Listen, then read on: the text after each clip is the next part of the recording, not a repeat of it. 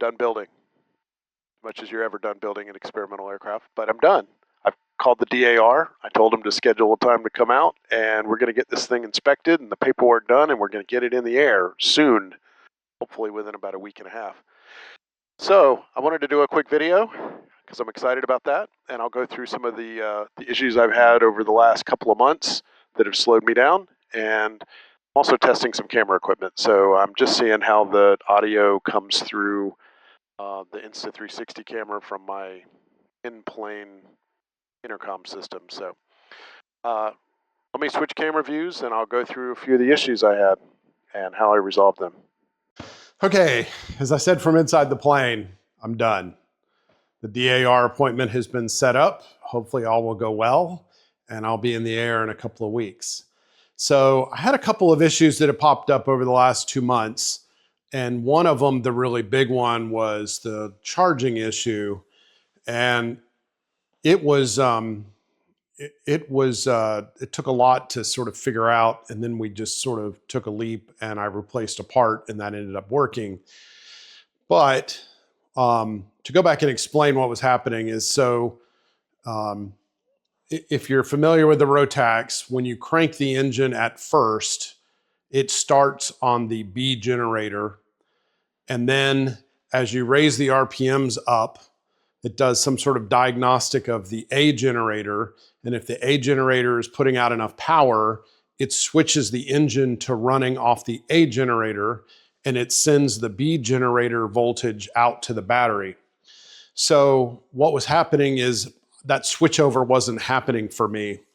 So I got a lot of help from Lockwood Aviation down in Sebring, Florida, who is a U.S. Rotax dealer, repairer, shop, everything. And Dean in particular, thank you, much help there. And also Midwest Panel Builders, the guys there spent a lot of time on emails going back and forth, verifying all of my wiring was correct, and helping me troubleshoot some of the issues that they've seen pop up. So what ended up being the issue was my regulator was bad. This is the A regulator. So what was happening is it was only putting out 9 volts. So when I would raise the RPMs on the engine over 2,500, it was running a diagnostic of this. It was only getting like 9.7 volts, 9.4 volts. That wasn't enough to run the engine. So it just said, we're not going to run on the A, and then we're going to stay on B, which is one of the safeguard fail-safes of this engine. So my engine ran fine and it would run indefinitely, but my avionics are running on the internal batteries. So over time, you go fly for an hour or two, you're going to drain your batteries down. So I have the main battery, and then I have the 2 avionics backup batteries. So you can go a while. I didn't test to see how long, but you're just burning battery because this wasn't outputting any voltage. So Lockwood gave me some very particular tests to try out where I removed the pins from a particular harness, the X3 connector, did some tests, and that sort of isolated that it was definitely the A that was the problem, that B was definitely generating power. And then I just took a leap and I bought a new regulator. The regulator it took me 40 minutes to change out. It's not very complex. It's just a handful of leads. It mounts on the side of the fuse box on this side, and then it goes into inside the Rotax fuse box. So you got to take out the 8 or 10 or 12 screws, remove these 4 leads, and then put them into the fuse box, and then put everything back together. So, and then this is the harness that comes off the engine, comes into here. So I did that, pulled it out of the hangar, cranked it up, everything was fine. So this was my problem. So that was one of my big problems. That was the one that was holding me up. I assumed this part would be working. It's the engine, it's brand new. I have 1 hour on the engine.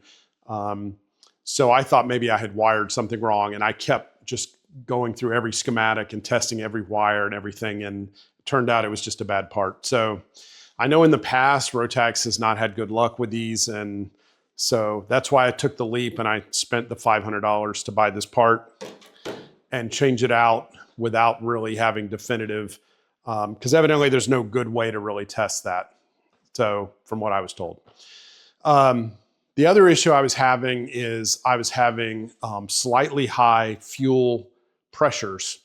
From posting on the internet and talking to people, they all said I probably had a gap or a kink or too tight of a bend or something in my return fuel line, that was the most common culprit, and that actually absolutely was the culprit.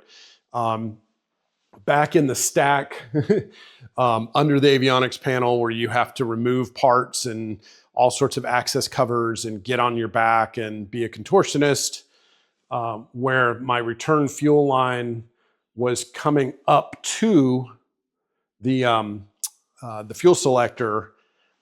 I think just when I was putting everything in, I must have gotten a kink in it.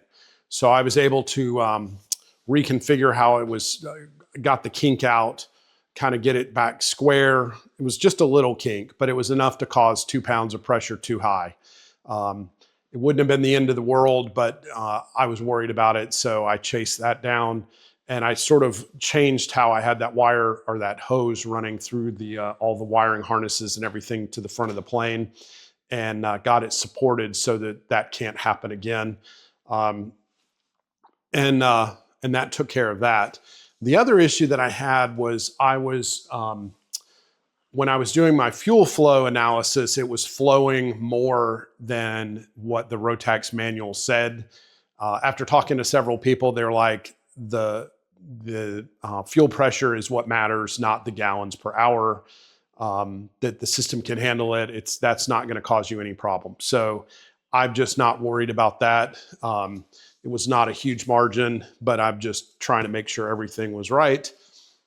That wasn't something that I'm going to go back and retest at this point based on the comments from a couple of Rotax master mechanics. So we're going to leave that one alone. It was a few percentage points of increase over what the book says it should be. And I did do Teflon coated hoses, and I minimized my number of connections and all that. So maybe I just have a very efficient flow. That was actually something that was thrown out. So anyway, with that, the only thing I have left to do is to wash the plane and do some vacuuming and do some cleanup and then go through the paperwork with the DAR.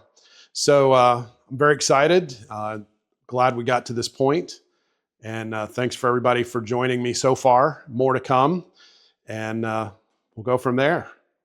First flight's hopefully within a few weeks.